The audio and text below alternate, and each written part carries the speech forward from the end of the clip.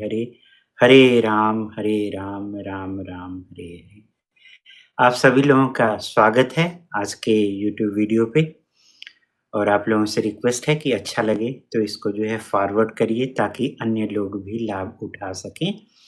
Subscribe करिए, subscribe के साथ-साथ जो बेल बटन है उसको भी हिला दीजिए और उसके साथ-साथ जो है अपने ग्रुप में और लोगों को भी शेयर करिए जहाँ भी पॉसिबल हो। तो आज का जो टॉपिक है वो ये है कि आसक्ति के बिना अगर हम कर्म करते हैं तो कार्य करने में जो है कोई आनंद नहीं आता है, रुचि नहीं आता है। और जब हम आसक्त हो करके कार्य करते हैं तो उस कार्य को करने में मजा आता है। तो हम और आसक्ति ही हमारे बंधन का कारण है। जब हम अनासक्त होकर के कार्य करेंगे तभी हम बंधन से मुक्त हो सकते हैं। तो ये कार्य कैसे किया जाए? तो भगवत गीता के दूसरे अध्याय के 71वें श्लोक में भगवान बताते हैं कि जिस व्यक्ति ने इंद्रिय तृप्ति की समस्त इच्छाओं का परित्याग कर दिया है, जो इच्छाओं से रहित रहता है, जिसने सारी ममता त्याग दी है और अहंकार से रहित है, वही वास्तविक शांति को प्राप्त हो सकता है, अर्थात मुक्ति को प्राप्त हो सकता है। तो अब यह है कि कैसे हम इस स्टेज पे आए जो कि अनासक्त भी रहें और इंद्रिय तृप्ति से जुड़े न रहें। और ये बहुत ही डिफिकल्ट है इसको समझ पाना, लेकिन जो बुद्धिमान है वो बहुत अच्छी तरह से इसको समझ सकते हैं कि जीवन का उद्देश्य क्या है। जो जीवन का उद्देश्य है कृष्ण की प्राप्ति या भगवत प्रेम विकसित करना। तो भगवत प्रेम विकसित करना जब हमारे ये गोल का जीवन का लक्ष्य है और जिसके द्वारा हम भगवत प्राप्ति कर सकते हैं। जीव भगवान का अंश है और हम भगवान के अंश होने के नाते हमारा कर्तव्य है भगवान की सेवा करना। अंश का काम क्या है? पूर्ण की सेवा करना। जीवेर स्वरूप होय कृष्णेर नित्य दास। तो हम भगवान के दास हैं और हम उनके एंजॉयमेंट के लिए अर्थात उनकी सेवा के लिए बने हुए हैं। जब ये बात क्लियर हो गई तो फिर उसके बाद तो फिर दूसरा ये आएगा कि हम जो अपनी इंद्रियों की तृप्ति में लगे हुए हैं वो कार्य जो है खतरनाक है और हमारे बंधन का कारण है। इस बात को जब हमारा गोल क्लियर हो गया तो फिर अनासक्त होना बहुत आसान है। कैसे आसान होगा? श्रील रूप गोस्वामी भक्ति रसामृत श्री उपदेशामृत के 3 श्लोक में बताते हैं कि उत्साहात् धैर्यात् निश्चयात् तत्तत् कर्म प्रवर्तनात् संग त्यागा सत्तो वृत्ति खड्भिर भक्ति प्रसिद्ध्यति। तो जो शुद्ध भक्ति करने के जो 6 नियामक सिद्धांत है, हमेशा उत्साही बने रहना, निश्चय के साथ प्रयास करना, धैर्यवान होना, नियामक सिद्धांतों के अनुसार कर्म करना जैसा कि श्रवण कीर्तन और विष्णु स्मरण, और भक्तों की संगति छोड़ देना और तथा पूर्ववर्ती आचार्यों के चरण चिन्हों पे चलना। तो जब हम इसमें सबसे बड़ा जो प्रॉब्लम ये है कि उत्साह तो हम बनाए रखते हैं, उत्साह के स्टेज में आकर के हम कुछ वचन भी ले लेते हैं, प्रतिज्ञा भी ले लेते हैं, लेकिन उसको कर पाना कठिन हो जाता है। क्यों? क्योंकि हमारे अंदर वो निश्चय नहीं है, दृढ़ता नहीं है कि हम दृढ़ता के साथ, और पेशेंस भी नहीं है, धैर्यवान भी नहीं है। तो भगवान की भक्ति में आगे बढ़ने के स्टेजेस हैं। तो अगर कोई बहुत ज्यादा आसक्त है तो उसको थोड़ा कम आसक्ति की तरफ आनी चाहिए। अगर हम अचानक ही अनासक्त हो जाएंगे तो 1-2 दिन बने रहेंगे, उसके बाद तो फिर टाइम फिस हम डाउन हो गए। तो अनासक्त होने के लिए अब यह है कि हमें स्लो जब हमारा गोल निर्धारित है कि भगवत प्राप्ति हमारा लक्ष्य है, और भगवत प्राप्ति के मार्ग में सबसे बड़ा बाधक क्या है? इंद्रिय तृप्ति। इंद्रिय तृप्ति जो है हमारे लिए बाधक है। तो इंद्रियां जो है, आंखों को कुछ चाहिए देखने के लिए, कानों को सुनने के लिए चाहिए, जिह्वा को बोलने के लिए चाहिए, और खाने के लिए चाहिए। तो हमें क्या काम करना है कि इंद्रियों को बंद नहीं करना है, इनके कार्यों को बंद नहीं करना है, संन्यास हम नहीं ले सकते हैं। तो हमें क्या काम करना है कि अपनी इंद्रियों को जो है उच्च में लगाना है, परम दृष्टवा निवर्तते। तो हमें अपने इंद्रियों को भगवान की सेवा में लगाना है। आँखों को भगवान का दर्शन करने के लिए, कानों को जो है भगवान की कथा सुनने के लिए, और उसके साथ-साथ जो है जिह्वा को जो है भगवत प्रसाद खाने के लिए और भगवत कथा बोलने के लिए या भगवान की कथा करने के लिए जो है लगाना चाहिए जो है। इस तरह से हम अपने इंद्रियों को और हाथ-पैर जो शरीर है इसको भगवान की सेवा में, मंदिर की सेवा करने के लिए, भगवान के भक्तों की सेवा करने के लिए, तीर्थ स्थान जाने के लिए, इस तरह से हमें लगाना है। और तब जाकर के हमारा जो है धीरे-धीरे प्यूरिफिकेशन होगा और फिर हम जो है अपने को जो है भगवान की तरफ, आसक्ति की तरफ लाएँगे। लेकिन इसमें सबसे बड़ा जो बाधक है, वो है जो कि श्रील रूप गोस्वामी ने बताया हुआ है कि अभक्तों की संगति छोड़ देना। क्योंकि अगर कोई सेंस एन्जॉयमेंट कर रहा है तो उसको देख कर के ये होता है कि हमारे मन में भी वो आ जाए। तो उसके लिए सबसे बड़ा जो बाधक है, वो है अभक्तों की संगति। तो हमें जो दुनियादारी के में लगे हुए लोग हैं, उनसे हमें अपने को दूर रखना है और हमें कहाँ पे लगाना होगा? साथ चाहिए। हम सभी जो है कुछ न कुछ शेयर करना चाहते हैं, बाँटना चाहते हैं, आपस में कुछ न कुछ बातें करना चाहते हैं, तो ये कहाँ शेयर किया जाए? तो ये अगर हमें करना है तो भगवान के भक्तों के साथ जाना चाहिए। तो उनका संग लेना है, ताकि जब हम भगवान की कथा सुनेंगे, कैसे उन्होंने अपने को कंट्रोल कर रखा है, अपने जिह्वा को नियंत्रण कर रखा है, कानों को नियंत्रण कर रखा है। जब हम अपने से उच्च भक्तों से सुनेंगे, देखेंगे, तो फिर हम भी उस रास्ते पे चल सकते हैं, क्योंकि हम जैसा संगति रहता है, उसी हिसाब से हम आगे बढ़ते हैं। और सबसे बड़ी बात ये कि हमें अपने कर्म का त्याग नहीं करना है। क्योंकि भगवद गीता के ही 3 अध्याय के 39वें श्लोक में भगवान बताते हैं, शायद 39वां श्लोक ही है, हमें लगता है 37, कि अगर हम अपने अपने गुणों के हिसाब से कार्य करते हैं, तो कोई रजोगुण के संपर्क में आकर के काम करना चाहता है, तो कोई जो है सतोगुण में रह करके कार्य करता है, तो कोई तमोगुण में, और कोई जो है मिक्स मार्ग में। तो अलग-अलग गुणों के प्रभाव के कारण जो है हमारे ऊपर उसका इफ़ेक्ट भी अलग-अलग आएगा। तो इसलिए हमें ये देखना है कि किस गुण में है। तो हमें जो है अगर तमोगुण में है तो सतोगुण में आने की कोशिश करनी चाहिए, तो रजोगुण से मिक्स होकर के फिर वो सतोगुण में आएंगे। विशुद्ध सत्व में आना है, वो गोल होना चाहिए। तो ये स्लोली हम अपने को जब कंट्रोल करेंगे, गार्ड करेंगे, समझेंगे कि हमारा ध्यान कहाँ भटक रहा है, तो फिर धीरे-धीरे हम शुद्ध सत्व गुण की तरफ आएँगे। और ये कैसे संभव होगा? भगवान के नाम के जप के द्वारा। हरे कृष्णा कृष्ण कृष्ण हरे हरे, हरे राम राम राम हरे हरे। इसी भगवान के नाम के जप के द्वारा ही ये संभव है। अब दूसरा ये है कि अगर कोई सोच ले कि नहीं, हमें अपने कर्तव्यों को खत्म कर देना है और हम चलें संन्यास ले लें, तो क्या कलयुग में ये संन्यास संभव है? नहीं संभव है।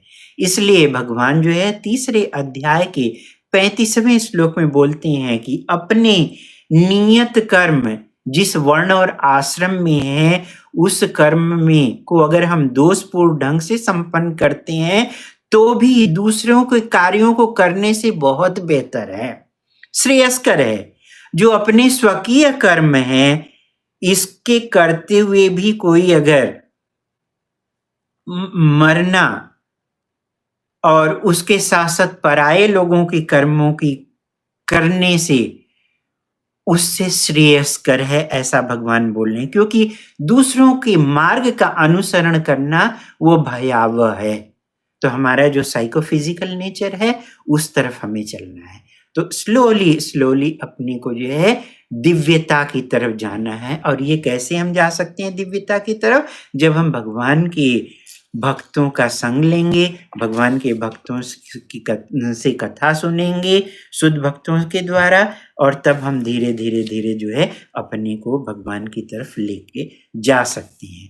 तो भगवान 9th चैप्टर के जो कि परम गुह्य ज्ञान है उसके 26वें श्लोक में बोल रहे हैं कि हमें थोड़ा एक पानी दे दो, फूल दे दो और पत्ती दे दो, तुलसी लीफ भी ऑफर कर दो। तो धीरे धीरे ये ऑफर करोगे तो वो सबसे बेस्ट। पहले उससे ऊपर जब हमें उठना है तो जो भी हम कर्म कर रहे हैं, यत् करोसि यद अश्नासि यज्जुहोसि ददासि यत् तपस्यसि कौन्तेय तत्कुरुष्व मद अर्पणम्।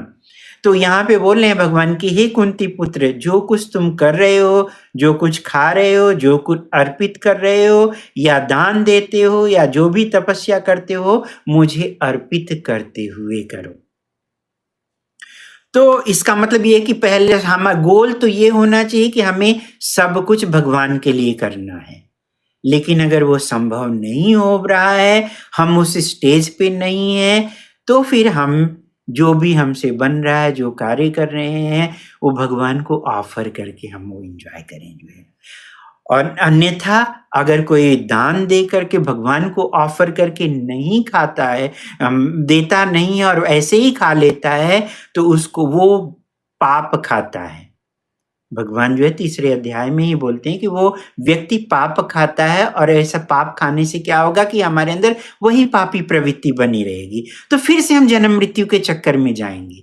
इससे बेहतर है कि हमें स्लोली स्लोली जो है आगे की तरफ बढ़ना है। अगर कोई कर्म में ही बहुत ज्यादा आसक्ति रखा हुआ है, कर्म योग नहीं कर रहा है, बल्कि जो है वो कर्म कांड कर रहा है और उसी में उसकी आसक्ति बनी है, तो उसको भी डिस्टर्ब नहीं करना है। क्योंकि वो धीरे धीरे जब भगवान का नाम सुनेगा, विष्णु का नाम सुनेगा, कोई भी कर्म कांड करने जाएगा तो वहां पे श्री विष्णु श्री विष्णु श्री विष्णु ये उच्चारण होता है। ओम विष्णुर विष्णुर विष्णुर आ गया प्रवर्तमानस्य करके इस तरह से संकल्प लिया जाता है, और फिर पुंडरीकाक्ष का नाम लेकर के शुद्धिकरण होता है। तो इस तरह से जब वो बार बार विष्णु का नाम लेगा, विष्णु मतलब भगवान कृष्ण स्वयं है, जो कि यहाँ इस भौतिक जगत में जब वो अवतरित हो जाते हैं, पुरुष अवतार लेते हैं, तो वो विष्णु हो जाते हैं। तो विष्णु के नाम से ही अंदर बाहर उनको सुन करके, उनको याद करके, यह स्मरित पुंडरीकाक्षम सहवायाभ्यंतर शुचि, इस तरह से वह शुद्ध हो जाएगा। तो हमें दूसरों की नकल नहीं करना है। कुछ लोग बोलते हैं कि अरे अब तो हम बोर हो गए, अब यहाँ से चलो निकलो और संन्यास ले लो। वो संभव ही नहीं, क्योंकि वो त्रुटिपूर्ण है। जब हम अपने गृहस्थ आश्रम को प्रॉपरली नहीं निभा सकते हैं, तो दूसरों के कर्तव्यों को कैसे हम निभा सकते हैं? अलग से ये लगता है कि नदी के उस तरफ का घास जो है बहुत हरा है और लोग उसको देखना चाहते हैं और उसको खाना चाहते हैं, लेकिन जब जाएंगे तो वही घास उधर भी है, वैसी ही परेशानी वैसी ही है। तो हमें जिस हम स्टेज में है, जिस वर्ण और आश्रम में है, उसको प्रॉपरली करना है, छोड़ के भागना नहीं है। अर्जुन भी भगवद गीता में शुरू के अध्याय में वो बोलते हैं, प्रथम अध्याय में, कि क्यों लोगों को मानना, अपने आचार्यों को, गुरुओं को, सबको मानना है? इससे अच्छा है कि मैं छोड़ करके सन्यास ले लूं और उसके बाद ये लोग जो है एंजॉय करें। तब भगवान बोल रहे हैं, ये तुम्हारे अंदर ये हृदय दुर्बलता कैसी आ गई है? नारियों जैसी बात कैसे कर रहे हो? जो लाइफ की वैल्यू को समझता है वो आर्य माना जाता है, क्योंकि वो लोग सारे जितने भी हैं वो प्लंडरर हैं। और इन लोगों को जो है आतताइयों को 6 तरह के आतताई होते हैं, और ये जो कौरव है वो पूरी 6 प्रकार के आतताइयों में वो लिप्त थे। तो इसलिए इनको खत्म कर देना ही, तो ये युद्ध जो है मुझे अर्पित करते हुए करो, ऐसा भगवान बोलते हैं। फिर बाद में वही अर्जुन युद्ध किए हुए हैं, क्योंकि वो क्षत्रिय उनका नेचर है, उस स्वभाव को वो नहीं त्याग सकते हैं। तो इसलिए अपने वर्ण और आश्रम में रहते हुए अच्छी तरह से उस ड्यूटी को, कर्तव्य को करते हुए उसके बाद तो फिर जो है हमें भक्ति में कैसे करनी है, जैसे महाराज जनक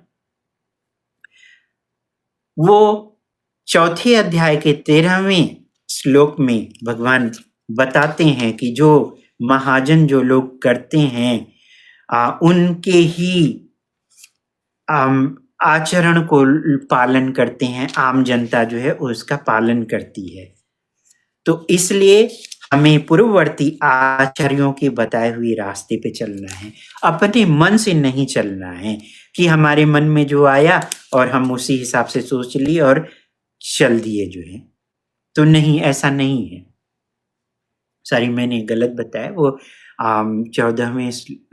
13वें श्लोक में वो 4 वर्ण के बारे में बताया गया कि ये 4 वर्ण जो है और 4 आश्रम वो मेरे द्वारा निर्मित किए गए हुए। तो हमें अपने उसी वर्ण और आश्रम में रहते हुए ही अपने कर्तव्यों को करना है। तो हमें स्लोली साधु की संगति करनी है, जो बोनाफाइड हैं, जो प्रामाणिक जगह हैं, वहां हमें जाना है। अर्जुन ने क्या काम किया था? उन्होंने दूसरे अध्याय के 11वें श्लोक में, आई थिंक हमें लगता है कि शायद 11वें श्लोक में वो भगवान को बोल रहे हैं कि अब मैं जो हूं कंफ्यूज्ड हो गया हूं, इसलिए हे भगवान, हे भगवान, आप मुझे जो है सही रास्ता दिखाइए। हे गोविंद नाम से भी उनको उच्चारण करते हैं कि हे गोविंद। गोविंद मतलब कि जो हमारे इंद्रियों को का जो स्वामी है उसको गोविंद बोलते हैं।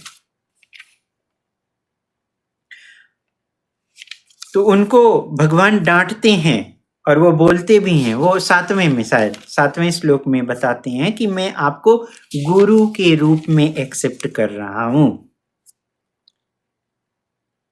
दूसरे अध्याय के 7वें श्लोक में बोल रहे हैं कि अब मैं अपनी कृपण दुर्बलता के कारण अपना कर्तव्य भूल गया हूं और सारा धैर्य खो चुका हूं। ऐसी अवस्था में मैं आपसे पूछ रहा हूं कि मेरे लिए सबसे बेस्ट क्या है और श्रेयस्कर क्या है। निश्चित रूप से आप बताएं, मैं आपको अपना शिष्य आपका मैं शिष्य बनता हूं और उसके साथ साथ मैं आपके शरणागत होता हूं। कृपया आप मुझे उपदेश दीजिए। तो अर्जुन भी जब कंफ्यूज थे, उनको सही रास्ता नहीं दिखा, तब वो भगवान की शरण ग्रहण किए। तो वैसे ही जब हम डिसीजन नहीं ले पा रहे हैं, अनडिसाइडेड हैं, कंफ्यूज्ड हैं, तो हमें जो है भगवान के भक्तों की, जो प्रामाणिक भक्त हैं, 4 संप्रदाय हैं, श्री संप्रदाय, ब्रह्म संप्रदाय और रुद्र संप्रदाय और उस कुमार संप्रदाय, इस 4 संप्रदाय से जो भी गुरु हैं, उन प्रामाणिक गुरु के से हमें जो है प्रश्न पूछना चाहिए और उनके निर्देशन में हमें जो है अपने कर्तव्यों को करते रहना है। तो भगवद गीता, अभी गीता जयंती आने वाली है, 25 तारीख को है। तो ये हमारे जीवन में एक लाइफ गाइड है कि कैसे हम अपने जीवन में खुद हम एक जो है लीडर बन सकें। और हमें भगवद गीता जो है भगवान के भक्तों के निर्देशन में पढ़नी है और भगवान के भक्तों के द्वारा दिए गए, जो शुद्ध भक्त हैं उनके द्वारा दिए गई टिप्पणी को भी पढ़ें। यहाँ वहां अगर हम जाएंगे तो भटकेंगे, क्योंकि लोग जो है मार्केट बना लिए हैं और वहां हम कंफ्यूज हो जाएंगे। तो जब हम पूर्ण रूप से भगवान की तरफ तभी हम आ सकते हैं जब हम किसी प्रामाणिक गुरु के निर्देशन में जाकर के हम प्रैक्टिस करें। तो इस तरह से हम कंफ्यूज नहीं होंगे और हम अपने कर्तव्यों को भी कर सकते हैं और हमारी कोई अनासक्ति भी नहीं रहेगी और उसके साथ साथ हमें जो है अपने कर्तव्यों को करने में अनासक्त होकर के कर्तव्यों को करने में भी कोई परेशानी नहीं होगी। हम अच्छी तरह से और अच्छे से करेंगे, क्योंकि वो जो भी कार्य करेंगे वो भगवान कृष्ण के लिए करेंगे। तो इस तरह से हम अपने उत्साह को भी बना सकते हैं, डेवलप कर सकते हैं। और ये शुरुआत कहाँ से होगा? भगवान के नाम के जप से। इसलिए चांट एंड बी हैप्पी। हरे कृष्ण कृष्ण कृष्ण हरे हरे, हरे राम राम राम हरे हरे। तो श्रील प्रभुपाद की जय, श्रीमद् भगवद गीता यथारूप की जय। और सुनील पांडे प्रभु, आपने क्वेश्चन पूछा हुआ था, तो आपकी भी जय। हरे कृष्णा। और आप जो लोग दर्शक हैं, आप लोग देख रहे हैं, तो प्लीज इसको जो है फॉरवर्ड करिए, शेयर करिए और सब्सक्राइब बटन दबाइए, ताकि अन्य लोग भी इसका लाभ उठा सकें। हरे कृष्णा।